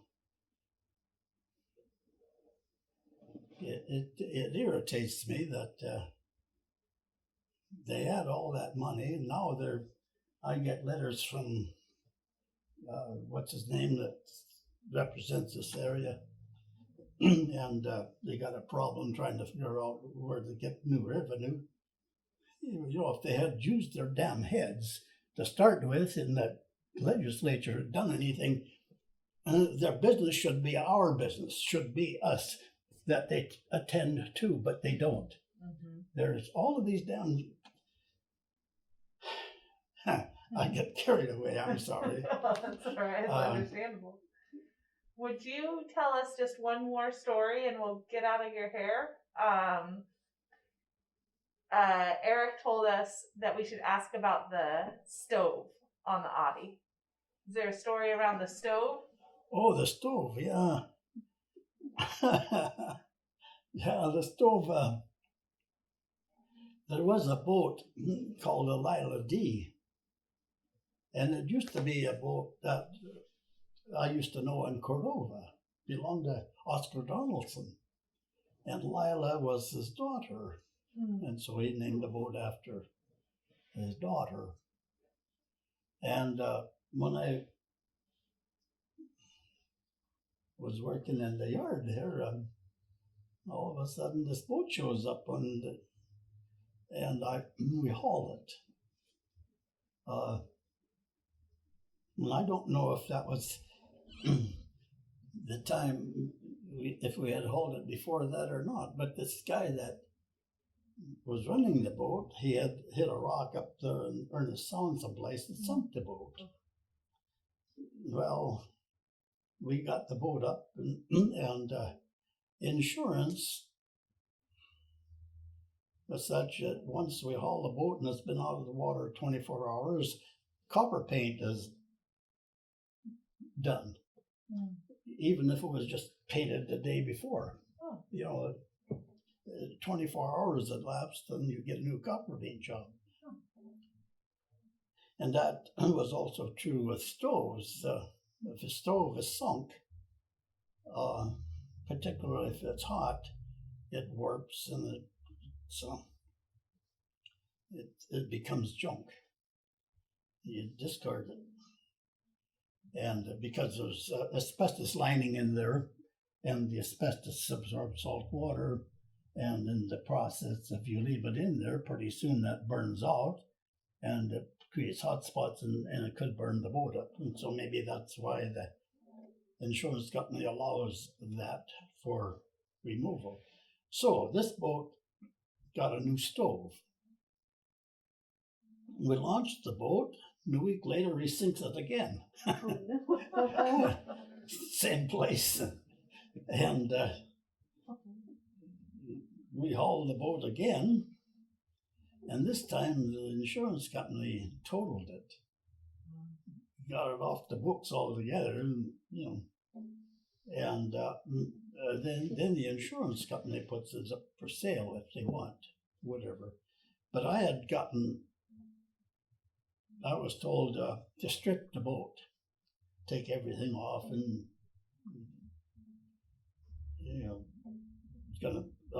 I assume was going to take the boat over to the boneyards that used to be over there in Government Creek, and a few other spots around. But the boat was sold. The guy offered the insurance company a few $100, and they accepted it, and the guy came and got the boat. And that was fine. We threw everything back on it. The stove was a little too heavy to lift. That's for me and whatever else. And because the stove had been sunk, it was questionable anyway. The stove was left in there, and I looked at that and I thought, well, I need a stove. And I asked the manager if I could have the stove. That was Bill Mitchell at the time. And he said, sure, take it. So I took the stove and I took it all apart and put new asbestos in it. And that's the stove I got in that boat yet. That's 30, 40 years ago. Well, so I put that 73 was when I put it into water. And put the stove in it. So that's 25 and 20, that's 45, 46 years ago. 47 years ago. And the thing that's unique about that boat, it's 47 years old and it don't leak a drop. It just doesn't leak. The only thing that leaks is what you do with those boats when you lay them up is you make sure the stuffing box drips. Mm-hmm. Keeps it lubricated so that it doesn't score the shafts or the sleeves. And, one drip over time can add up. So I keep a little pump in it for that purpose, or I did. But how many other boats? See, you put cotton and oakum in a boat. Cotton is good for 12 years. Oakum is good for 15. Mm-hmm. And then it becomes the cotton is rotten and the oakum gets deteriorated quite a bit. Then you got to recork and whatever else. and you never ever get rid of the leaks in a wood boat. Mhm. But this one, my boat, is not only is it leak proof, but all the seams are edge glued because I used 5200. That's you might notice that Mhm. what that is, and the price is phenomenal now. Yeah, we actually use that with totem pole repairs as well. It's a common material that they Yeah. use. It was developed for the space industry, Mm. and it used to be called thiacol. And I would buy it from Doc Freeman out of Seattle, a quart can, and it had a little additional can there, like the old margarine used to be. You had it was pale yellow and pale white, and you mix this coloring in it, and you got butter. But this little brown paste that you mixed in with it, that was the hardener. And I had been told that they're working on it to come up with the right combination there, so it's completely air pure. And in time, that's what happened. It became air pure, Mhm. and so I still use it. On the boat because there's in the cockpit I have a hatch there over the rudder. I have to service the rudder components, and I always put that down with 5200, and I always got to get in there to service the components. Yeah. But as I said, when I use that stuff, that boat is almost waterproof. Can I ask one more quick question? Maybe it will be quick. Did you name the boat after your wife? Yeah. I'm now thinking, I got to get a name. Her name was Oddveig, Oddveig, but Oddie for short. And so I didn't want a long name anyway. And so just I thought, maybe if I named it after her, she wouldn't object to spending a little money on the boat. And that's what I did, and it worked. Oddie, it was such a shame that, but you can't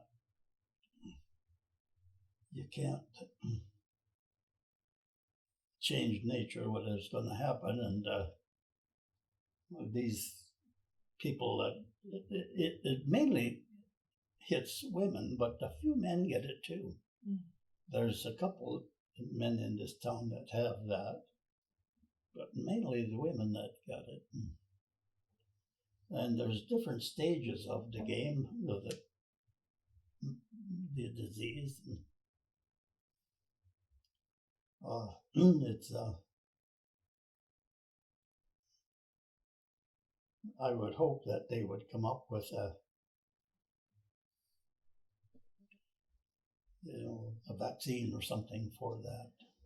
My grandmother also had MS, and so I've paid attention over the years. And a friend of mine, she just got a treatment in Mexico for it, something that they're not doing here yet, but she was able to get it there, and it hasn't progressed since then for her. I see. So the science is coming forward. I don't understand exactly what she had done, but she had it done, I think 4 years ago now, and she just went in, and there has been no progression in it. Good, So good. So it's a horrible disease, and it's so unpredictable.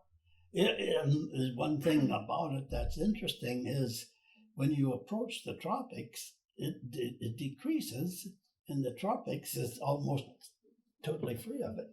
Interesting. And it increases as you go north. And the Scandinavians the Russians and whomever Yeah. in the northern regions is quite familiar with it. And Yeah. that's, but they don't know all about it. All the genetics. Yeah. Eventually, as gene therapy progresses, they will get in there, and if it's genetic in any sense of the word, Yeah. they perhaps come up with a solution for it. Yeah. But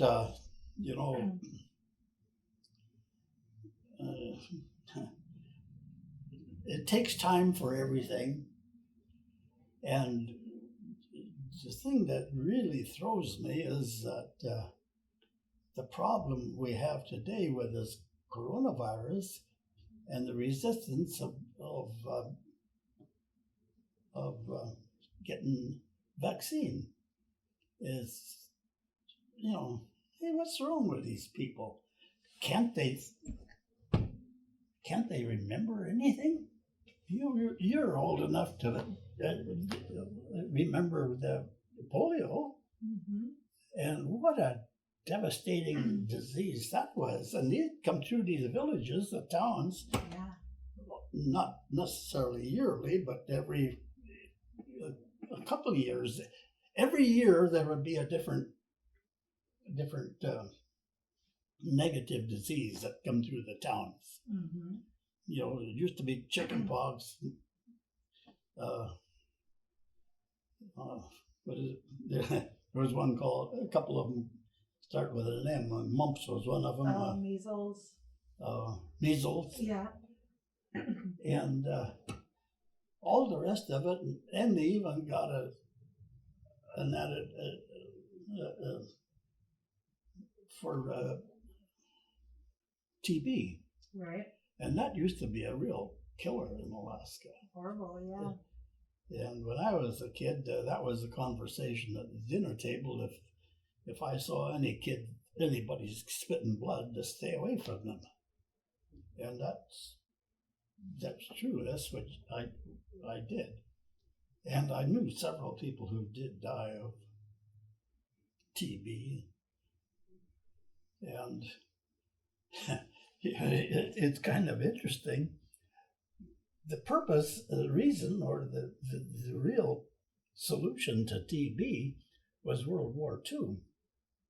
And the reason for that is when the military started to move into Alaska, and the intermingling that was taking place, the soldiers would be getting TB. Yeah. And the government got concerned about that.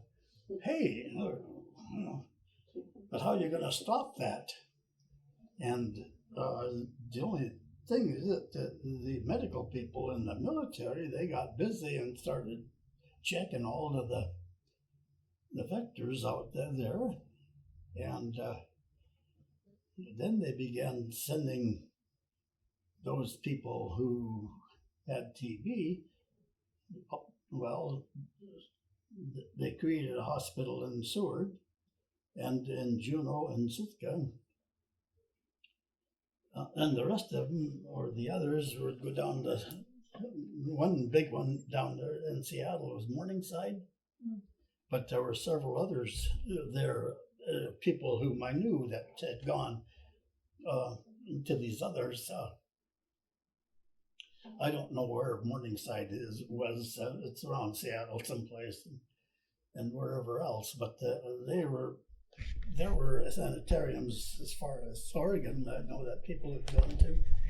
I don't know of any in California, but I don't know everything either. So, but the thing of it is that it was the military that began to clean up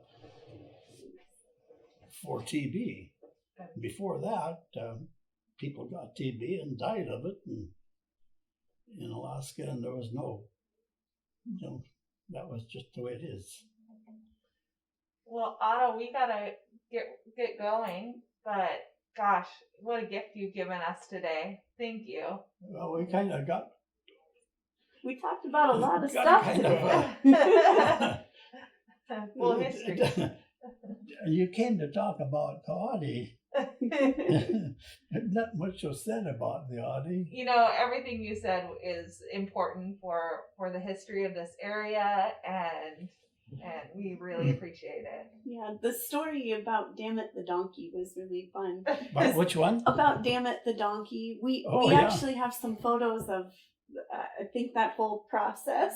I need to go back now and look and see, but I didn't know the real story, so that was really fun to hear. Yeah, you know, a little sequel to that is a year later I was driving out the road and I was out there by Lighthouse Grocery. Well, you know where D1 ties into the highway there?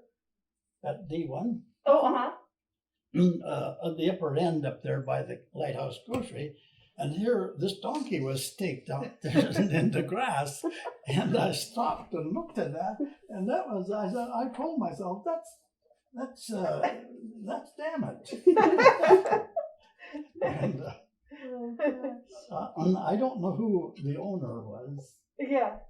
but I kind of thought, boy, that's the kind of a quaint little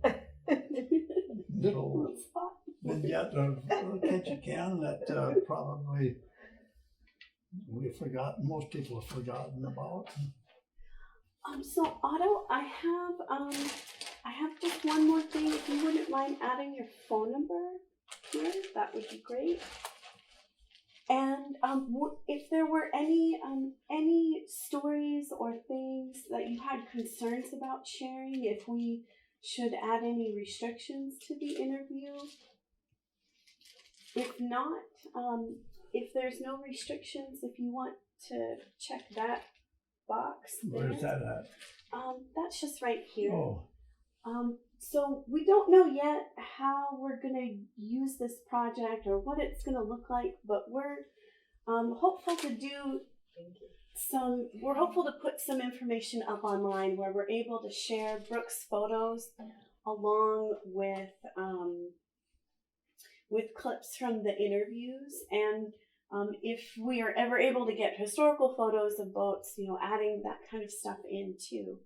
And hopefully in a couple of years, we'll be doing an exhibit on the waterfront, which I think is going to be really fun, talking about the canneries and planes and all the different ways that we've used the waterfront over the years and how it's changed. So we're hopeful that Brooke's portion of this will be, kind of a star in that exhibit. So. Yeah.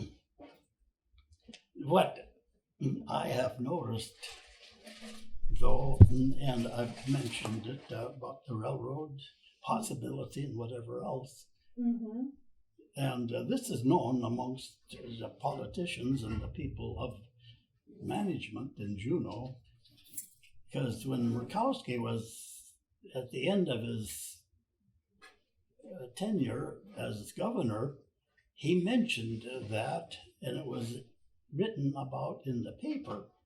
I think it was the paper or the radio or whatever it was. And he mentioned a railroad, and I think he was talking about from Watson Lake to Fairbanks. Mm-hmm. And that was just one mention and no more. And the state, for whatever reason, they know about this business going up. They know everything can get around. Yeah. There's been no conversation about it or anything else. Huh. And it is time that people start asking questions. Yeah. It's long overdue. Next door neighbor, and we don't talk to them. Hey, that's something wrong there. Yeah. And it doesn't have to be that I'm saying that. It's the fact. Yeah. We all know it. We Right. don't ignore our neighbor. We talk to them. We Right. try to make some sort of an arrangement. Yeah. The fact that over there, they have farm produce, they have building produce, they have everything we need. And during the war, the embarkation point for Alaska troops was down here, Port Edwards. That's right next to Prince Rupert. Yeah. Because I shipped out of there. Right. Yeah. Why is that? It could be years ago, but we can't do any of it now. Mm-hmm. And that's because somebody else is controlling. And where is that? I think it's Washington State.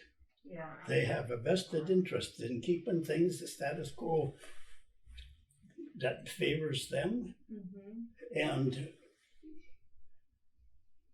how the hell do we break it? Right. And, and we paid a price.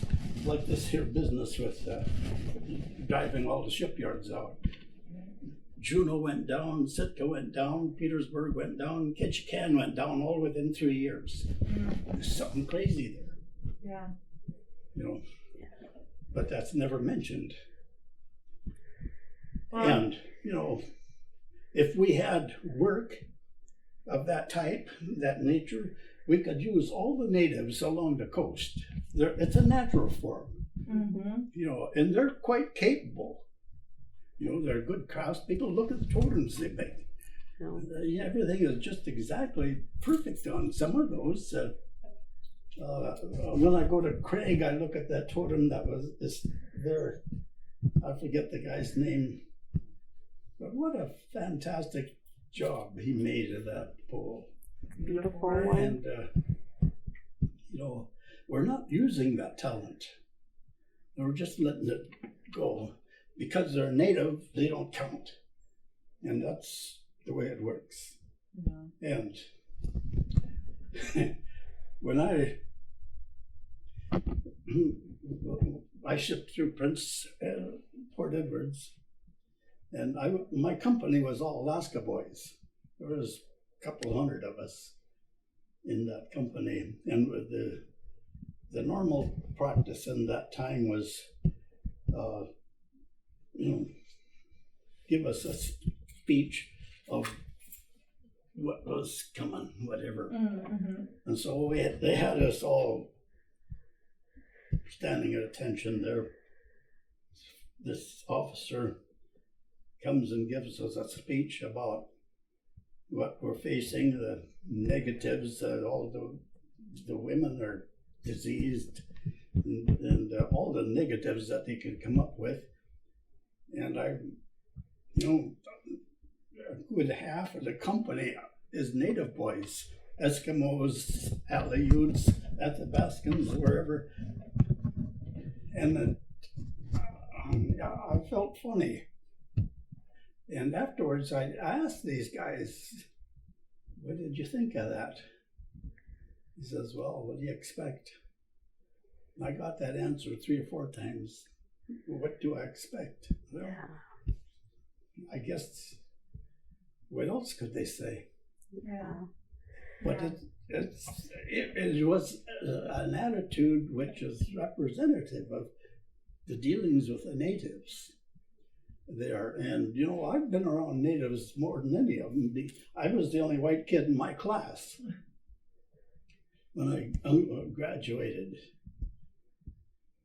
And I never gave it a thought that because they are natives that they're any dumber than I. And as a matter of fact, the leader of the group, there were 5 of us, and I always tell people I was among the 5 smartest kids in my class. and Richard was, but he was a couple of years older or a year older because he was one of those that managed to get care when he got TB. And he had TB of the bone. And he wore a brace for many years. But it was the attitude that, hey, a native isn't, he isn't equal of a white man. Well, like hell he isn't. He's damn sight better in many ways. He can live in this country without anything other than his own efforts. And we poo-poo that, And, you know, the white man has to have we have to have everything. We have to go to the grocery store. We have to go to the hospital. We have service industries of all sorts for us. The natives had nothing. And when I was in the hospital in Cordova, I got tangled up with a fish elevator, and it broke my arm in 4 places, caved my ribs in, busted my kidney, and cracked my jaw. I was in the hospital 6 weeks. Not once was a native in there, but I thought about that afterwards, and it's because the natives were not in the cash economy. Mm-hmm. And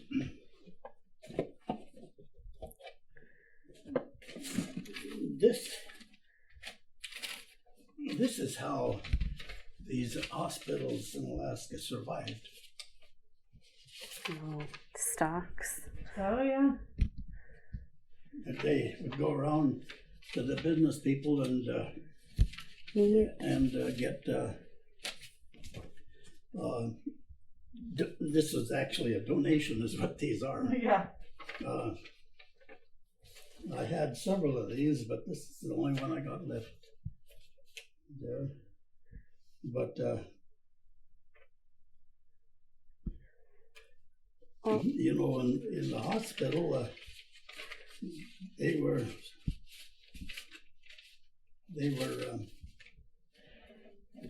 always short of cash. You know, trying to keep you know, collecting bills. Even from the white people, they had a hard time getting bills paid.